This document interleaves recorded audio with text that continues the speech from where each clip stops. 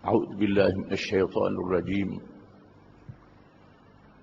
قل إن كنتم تحبون الله فاتبعوني يحببكم الله ويغفر لكم ذنوبكم والله غفور رحيم.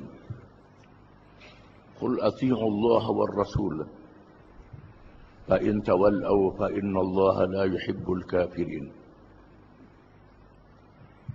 Surah Al-Imran. Kata Allah atau firman Allah, katakanlah wahai Muhammad sallallahu alaihi wasallam, jika sekiranya kamu sungguh-sungguh mengasihi Allah, ikutlah aku, yakni ikutlah Nabi Muhammad sallallahu alaihi wasallam. Nescaya kamu dikasihi oleh Allah dan mengampunkan dosa-dosa kamu. Sesungguhnya Allah Maha Pengampun lagi Maha Penyayang. Katakanlah, taatilah Allah dan Rasul. Maka jika sekiranya kamu berpaling daripada mentaati Allah dan Rasul, sesungguhnya Allah tidak mengasihi orang-orang yang kafir. Kasih kepada Allah ataupun menyertai Allah, cintakan Allah, hendaklah lebih daripada kasih kepada yang lain. Kerana Allah Ta'ala kasih kepada kita, kepada hamba-hambanya, lebih daripada ibu bapa sayang kepada anaknya. Walaupun kita tak sedar, ibu bapa sayang kepada anak terbatas beberapa masa saja. Adapun Allah sayangkan hambanya sepanjang masa. Oleh kerana itu hendaklah dibuktikan kita sayang balik kepada Allah Ta'ala dengan mentaati Rasulullah sallallahu alaihi wasallam yang membawa ajaran Allah Subhanahu wa Ta'ala. Kecintaan kepada Allah dibuktikan kasih kepada Rasulullah sallallahu alaihi wasallam dinyatakan oleh para sahabat radhiyallahu anhum pada hari peperangan Badar yang berlaku di bulan Ramadan, yang dikenali dengan Yaumul Furqan, hari yang membezakan di antara perkara yang betul dan perkara yang salah. Apabila para sahabat, khususnya di kalangan muhajirin, mereka yang berhijrah dari Mekah ke Madinah, mengikut perintah Allah dan Rasulnya sallallahu alaihi wasallam, kerana menegakkan Islam. Islam yang dianut tidak cukup dengan diri masing-masing, mesti ditegakkan di dalam sebuah negara yang mendaulatkan, yang mengamalkan syariat Allah yang diwahyukan oleh Allah di dalam Al-Quranul Karim. Setelah adanya orang-orang Madinah yang dikenali dengan golongan Ansar, mereka yang bersedia untuk membantu Rasulullah sallallahu alaihi wasallam bagi menegakkan agama, menyerahkan diri mereka, menyerahkan harta mereka, menyerahkan tanah air mereka, iaitulah Yathrib yang dinamakan Madinah pada akhirnya. Maka Nabi mengarahkan sahabat-sahabatnya berhijrah ke Madinah, meninggalkan tanah air yang dikasihi, meninggalkan keluarga yang dikasihi, yang tak mampu nak bawa anak isteri, tinggal dulu anak isteri, pergi ke Madinah bagi menegakkan Islam. Setelah disempurnakan hijrah, Allah Ta'ala menguji mereka dengan peperangan Badar yang berlaku pada 17 bulan Ramadan tahun yang kedua hijrah. Apabila mereka ditemukan di dalam peperangan dengan keluarga dan anak beranak, apabila Nabi SAW berdepan dengan bapa saudaranya Abbas, dengan sepupunya Uqil dan lain-lain lagi. Apabila Abu Bakar radhiyallahu an as-Siddiq berdepan anaknya Abdurrahman bin Abu Bakar yang masih lagi dalam keadaan musyrik, tak masuk Islam. Namanya Abdurrahman tapi tak masuk Islam. Apabila Ali bin Abi Talib berdepan adik-beradiknya Uqil bin Abi Talib dan lain-lain lagi yang tak masuk Islam. Abu Ubaidah Amir bin Jarrah berdepan dengan anaknya, ayahnya Jarrah yang tak masuk Islam. Mereka bertembung pada hari Badar, berhadapan, berperang. Allah Ta'ala menguji mereka. Sama ada mereka mengasihi Allah, mengikut Rasulullah SAW, dan bersedia untuk menghadapi keluarga mereka yang menentang Islam, yang mengangkat senjata. Sudah tentulah ujian yang menyentuh perasaan, yang menyentuh hati, yang mencoba mereka. Di mana mereka nak letak Islam ataupun orang yang dikasihi oleh mereka yang menentang Islam. Maka mereka memilih Islam. Maka berlakulah peperangan. Sebelum berlakunya peperangan, Nabi SAW bertanyakan sahabat dia, apa kita nak buat pada hari ini? Adakah kita nak balik ke Madinah ataupun nak berperang? Berperang dengan orang yang kita sayang, orang yang kita kasih, tetapi mereka mengangkat senjata menentang Islam.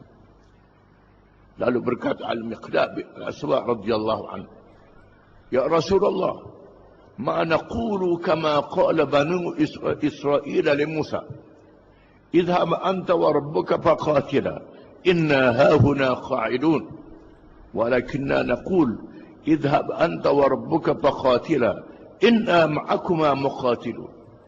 Kata Miqdad, wahai Rasulullah, kami tidak kata kepada Rasulullah sebagaimana orang-orang Yahudi Bani Israel berkata kepada Nabi Musa alaihi salam.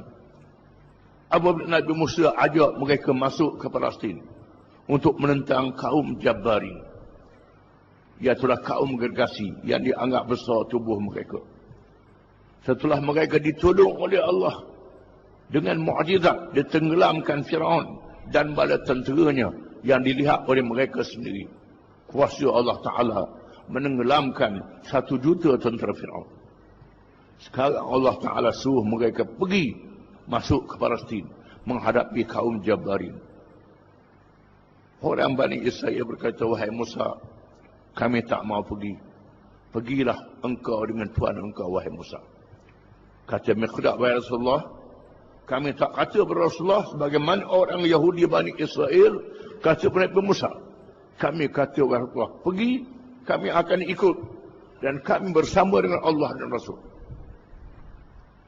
Maka berlakulah dalam keadaan yang berdepan di antara tentera Islam, Nabi dan sahabat-sahabatnya, Muhajirin dan Ansar, khususnya kalangan Muhajirin, dengan tentera musyrikin yang dipimpin oleh Abu Jahal.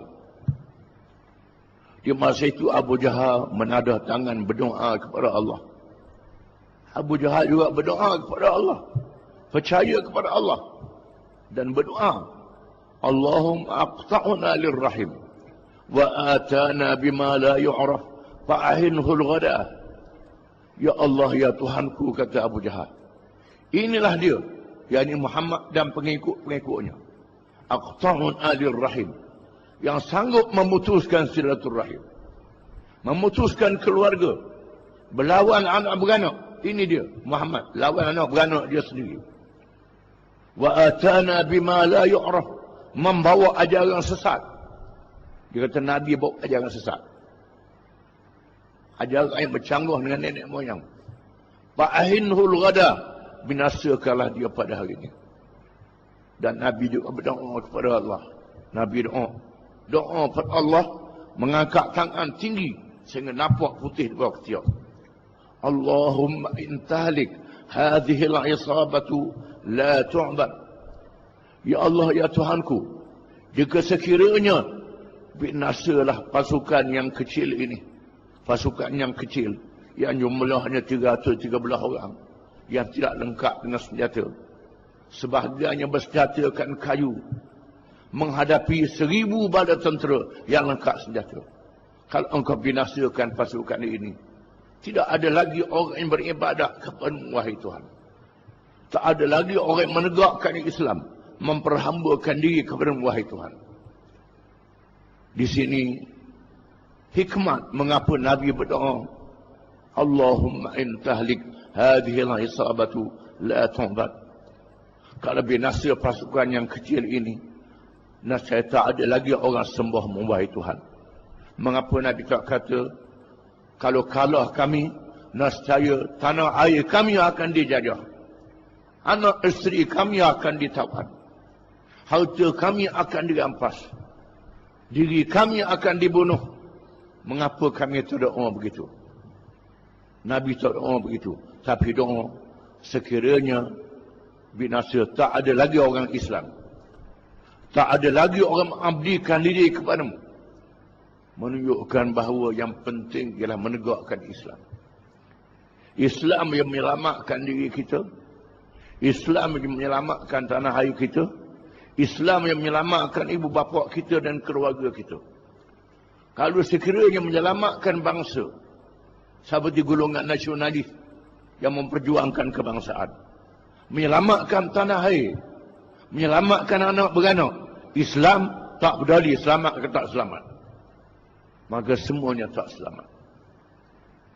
Kalau Islam buah di belakang, tak selamat.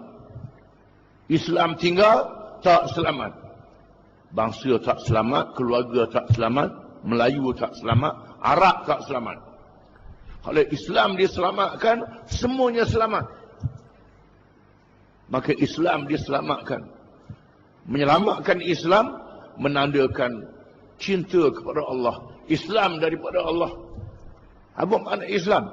Islam makna menyerah diri kepada Allah, meletakkan Allah dan perintah Dia mengatasi segala-galanya. Maka berlakulah peperangan Badar, satu pertempuran. Sayyidina Hamzah, Sayyidina Ali, Ubaidah Al-Harith terpaksa membunuh 2 pupu dia sendiri. Abu Ubaidah bunuh ayah dia sendiri, Abu Ubaidah Amir bin Jarrah, pada hari peperangan Badar, bertemu dengan ayah dia sendiri. Ayah dia ada senjata, dia terpaksa hadap dan bunuh ayah dia sendiri dalam peperangan Badar. Berlakulah peristiwa yang sangat menyayak hati dan menguji jiwa dan kecintaan orang beriman kepada Allah dan Nabi SAW. Akhirnya Allah Ta'ala beri kemenangan kepada Nabi dan sahabat-sahabatnya. Walaqad nasarakum Allah badrin wa antum adillah fattaqullaha la'allakum tashkurun. Dan sesungguhnya Allah Ta'ala telah memberi pertolongan kepada kamu pada hari Badar 17 Ramadan tahun yang kedua Hijrah. Maka bertakwa kepada Allah supaya kamu menjadi orang yang bersyukur. Allah Ta'ala menurunkan ayat, la tajidu qauman yu'minuna billahi wal yawmil akhir yuwaduna man hadda Allah wa rasulahu walau kanu aba'ahum aw abna'ahum aw ikhwanahum aw ashiratahum ulaika kataba fi qulubihimul iman wa ayyadahum bi ruhin min wa yadkhiluhum jannatin tajri min tahtiha al-anhar khalidina fiha radhiyallahu anhum wa radu an ulaika hizbullah ala inna hizballahi humul muflihun. Surah Al-Mujadilah, yang bermaksud engkau tidak akan dapati wahai Muhammad sallallahu alaihi wasallam orang yang sungguh-sungguh kasih kepada Allah, yang beriman kepada Allah dan hari akhirat, mengasihi orang-orang yang menentang Allah dan Rasulnya.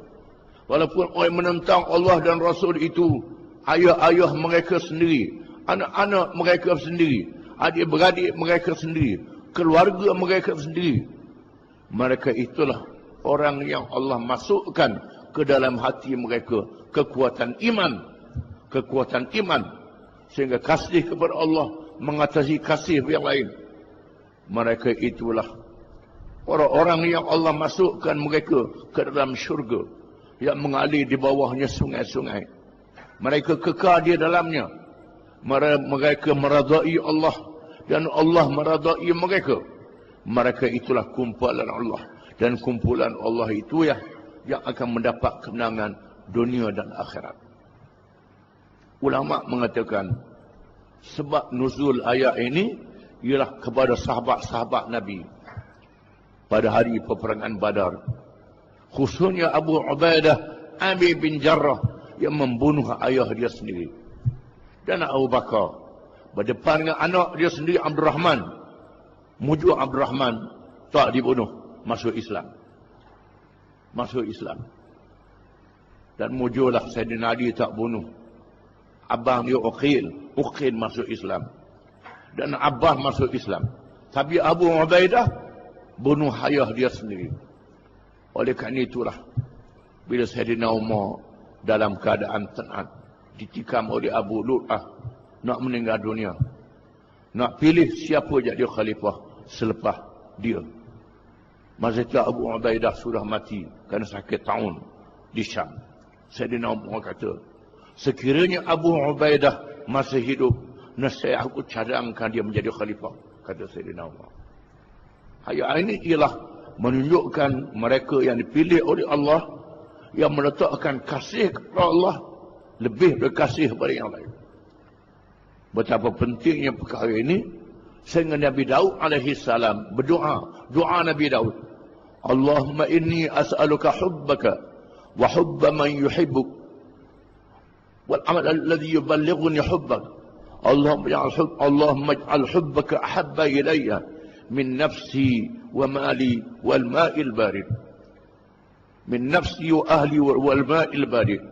Ya Allah, ya Tuhanku, kata Nabi Daud, jadikanlah aku ini kasih kepadamu dan kasih kepada amalan yang dikasihi olehmu, dan jadikanlah aku kasih kepadamu, wahai Allah, lebih baik aku kasih pada diri aku sendiri, keluarga aku sendiri, dan air yang sejuk ketika dahaga.